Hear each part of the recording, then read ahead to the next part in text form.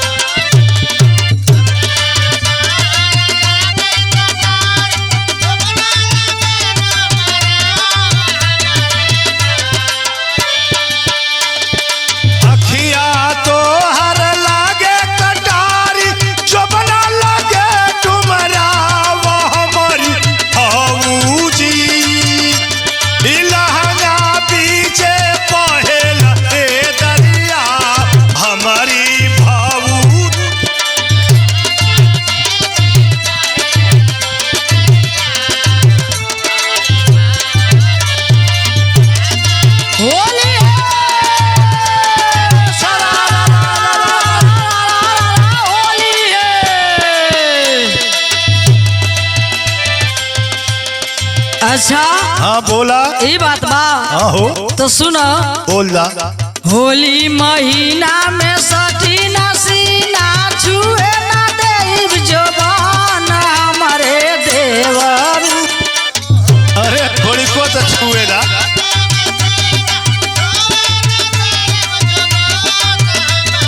ना इंसाफी मत करा हमारे संगे।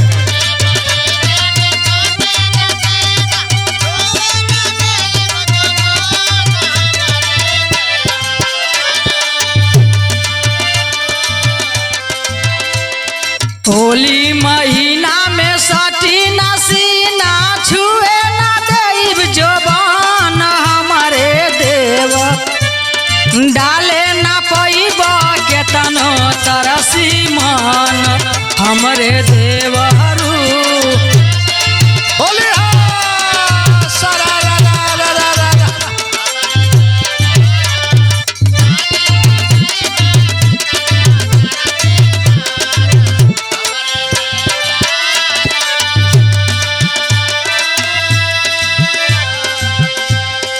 तो का होली हमारे ही तरह बिताए देबू का। अच्छा कम से कम हमारे विषय में सोचल करा। अच्छा विदिया तो हलीला राके लागे गोला पाई।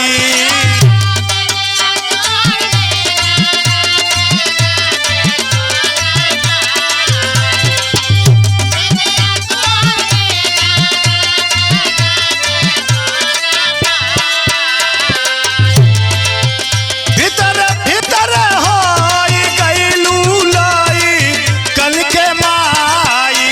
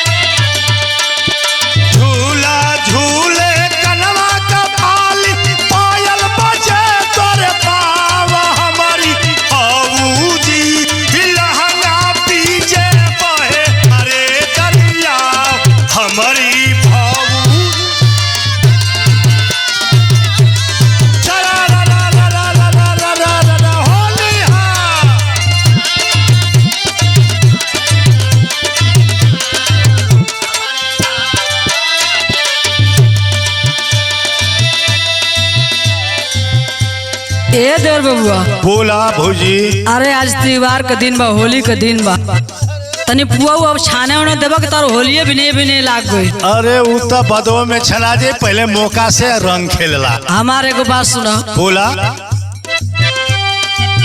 होलिया में देवारन के कौन बा भरोसा,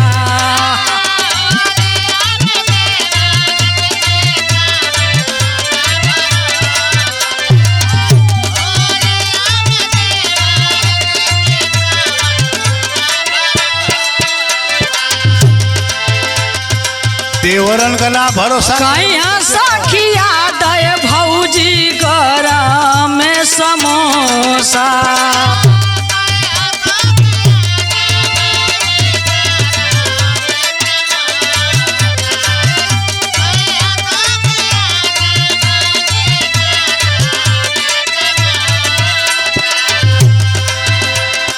धई के झोरी दिहे पातर कमरिया, जिया करे सन सन हमरे देवरू।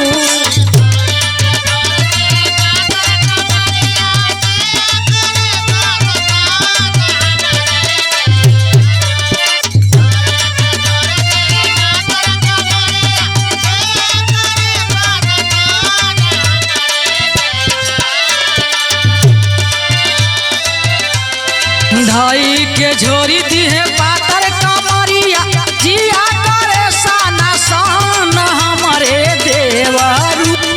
डाले न पोई बह के तनो तरसी मन हमरे देवरू। होली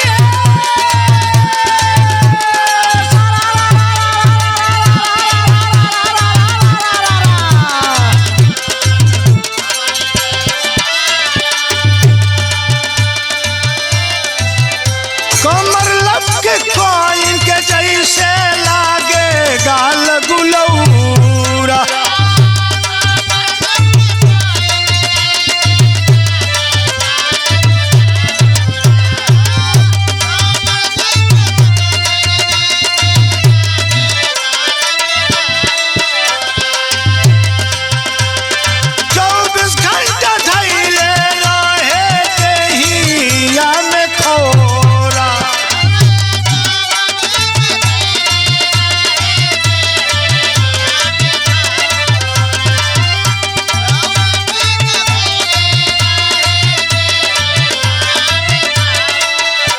सुना।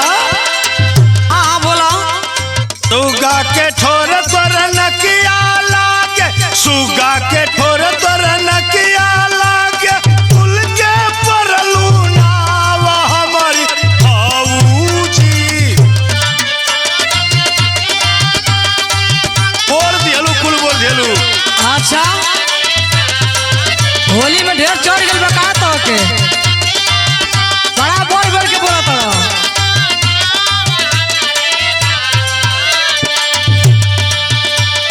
सुगा के ठोर तोर नकिया लागे, कुल के परलू नाव हमारी भौजी। लहंगा पीछे बहेला रे दरिया हमारी भौजी।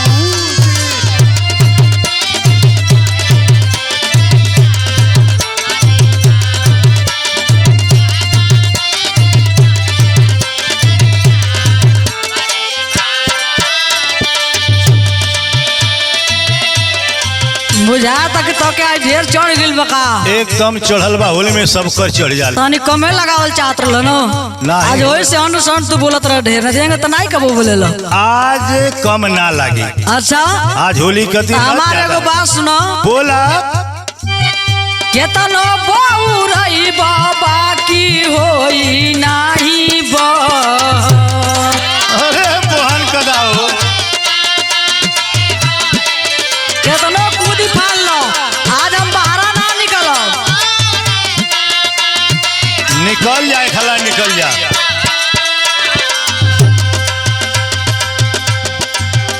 देवरू राम शीस तू सुधारी ले बरा।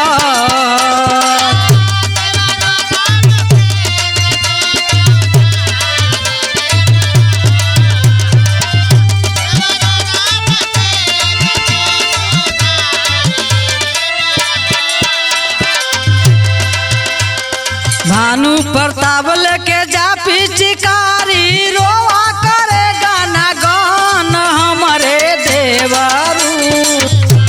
अब हम पिचकारी लेके जाई दुआरे से ना भगाओ जाला के होके पूरा गाँव रंगल लेबा।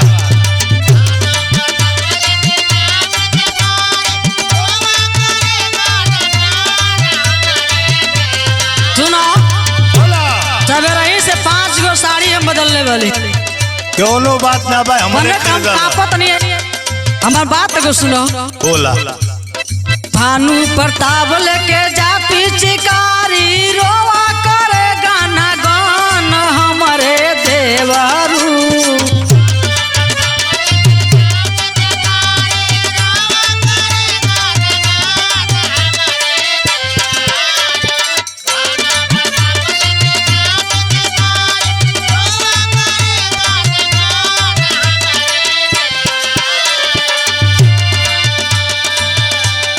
भानु प्रताप लेके जा पिचकारी रोवा करे गाना गान हमारे देवरू।